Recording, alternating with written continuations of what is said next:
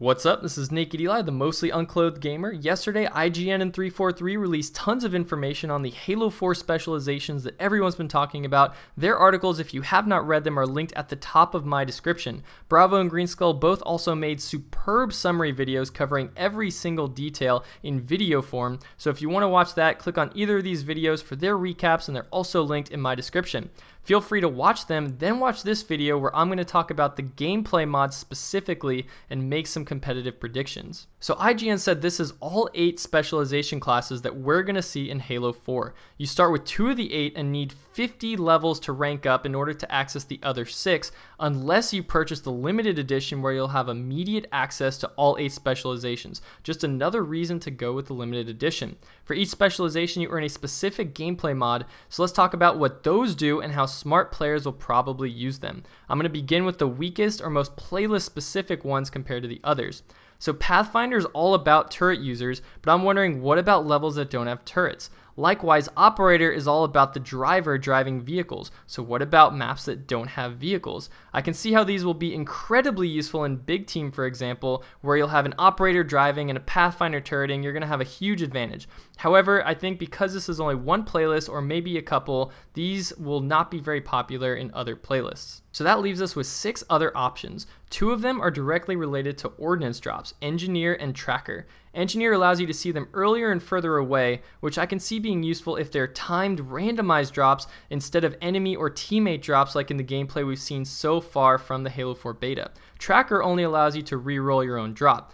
I think because drops happen infrequently and they're only going to be in certain playlists or game types like Infinity Slayer, these 2 gameplay mods are probably not going to be the most popular. And that leaves us with 4 specialization mods that will probably be very useful and relevant for all users, but only 3 of them competitively. The one that is not competitive is the Pioneer mod. Pioneer helps you rank up faster, kind of like always playing double XP weekend, except not that much XP gained. It's for those who are willing to sacrifice every other ability out there to level up faster. So this is all about the metagame, and I'm going to try all the other specializations for fun, but ultimately I want to rank up the fastest, and I'm going to use this forever and ever and ever until I hit the max level, unless I know I'm going to be in a super competitive match where I'm really going to want that advantage, and then I'll switch to one of our 3 remaining options. First, wetwork. I can see it being very popular for the stealthy ninja types and especially useful on close quarters maps.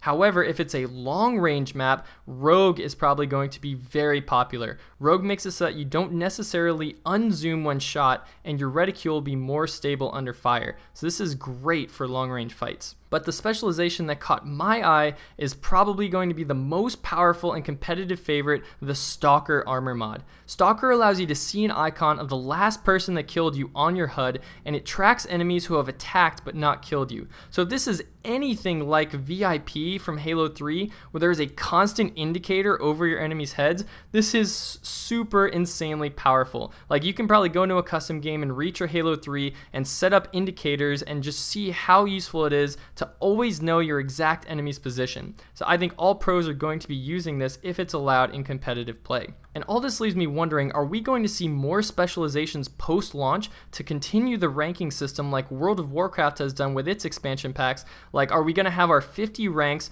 plus 60 ranks for the 6 new specializations and have a new max rank of, say, 110, and then another Halo 4 expansion will increase the max rank? Or are the ranking systems going to be separate, so you'll always be max rank 50, but each specialization will max out at rank 10 with everything unlocked? Also, they said that if you're nostalgic for the old Master Chief Mark V and other armor, that itch will be scratched, and secret armors like the Halo 3 Recon will probably be on the way as well, which will inspire community creations and do all sorts of cool stuff for people wanting to get their hands on that secret armor. I'm also excited about these visor colors. Each specialization gives us at least 1 visor color, so that's at least 8 new visor colors, and it's not often that you see visor colors in shooters because not everyone's wearing helmets like the Spartans. So let me know in the comments if you agree with my overall competitive analysis. What is exciting you most about these specializations? Thumbs up the video if you enjoyed it. This is Nak3d Eli. Subscribe if you haven't already, and thank you so much for watching.